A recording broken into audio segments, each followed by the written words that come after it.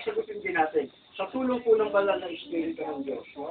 Kung tayo po ba ilalagutan ng hiringan ngayon, mamamatay, huwag naman tawag lang, huwag naman muna. Pero sabi ko kasi, yun po ang realidad ng buhay. Kahit gaano kakalakas, no? Ang buhay ko, pagka pumatok yan, hindi mo yan pwedeng pigilan. Kung tayo po ba ay mawawala ng buhay ngayon, saan po kaya pupunta ang ating kaluluwa? Isang tanong na maaaring paunin nyo hanggang mamaya, pero ngayon pa lamang po ay sasagutin po natin yan. Huwag po ba'y mamamatay? Saan pupunta ang kaluluwa ko? Ako isang masamang tao. Wala na yatang ginawang mabuti sa libo ng ito. At pag ako'y mamatay, saan kaya pupunta ang kaluluwa ko? Sabi po rito, ano ang nangyayari sa akin nang ako ay maligtas? Kung naalala niyo po nung nakaraan, meron po akong prayer na ginawa. Sino po nakakaalala nung nakaraan? Tayo po'y nanalangin ng pagtanggap sa Panginoong Jesus bilang Panginoon at tagapagligtas ng kanyang buhay. As I've said, wala pong nakasulat sa Biblia na relihiyon na kapag niligtas sa buhay ng tao. Wala po. Hindi mo natin pag-uusapan ng relihiyon. Ang relihiyon po ay maigi.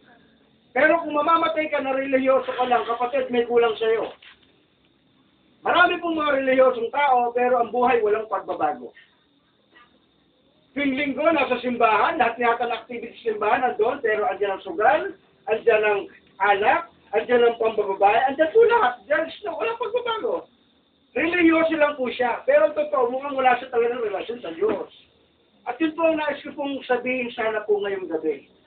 Ang relihiyon po ay hindi mo makapagdadala sa atin sa piling ng Diyos. Maliwanag po na sinabi ng Juan 14:6, nakalagay po dyan, sabi ni Jesus, ako ang daan, ang buhay, at ang katotohanan.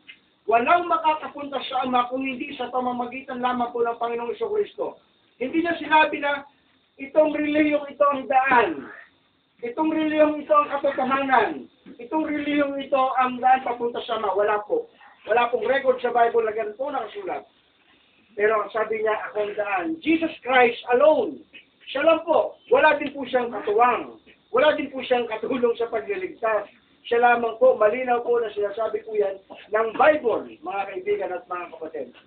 Kaya nga po, ang mahalaga po sa ngayon, sa panahon natin ngayon, ay isang magandang relasyon sa harapan ng Diyos. Kasi po, dito po sa pag-aaralan namin, pag-aaralan po natin, ang inyong kapasyahan na magtiwala kay Kristo Jesus bilang iyong sariling tagapagligtas ay naging pinakamahalagang kapasyahan na iyong nagawa. Ngunit maaaring hindi mo lubos na maunawaan ang totoong kahalagahan ng nangyayari sa iyong buhay, ang pakay ng aralin ito ay upang maipaliwanag sa atin sa maiksing mga salita kung ano ang naganap at kung papaano naapektuhan ng pasya mo ang relasyon mo sa Diyos.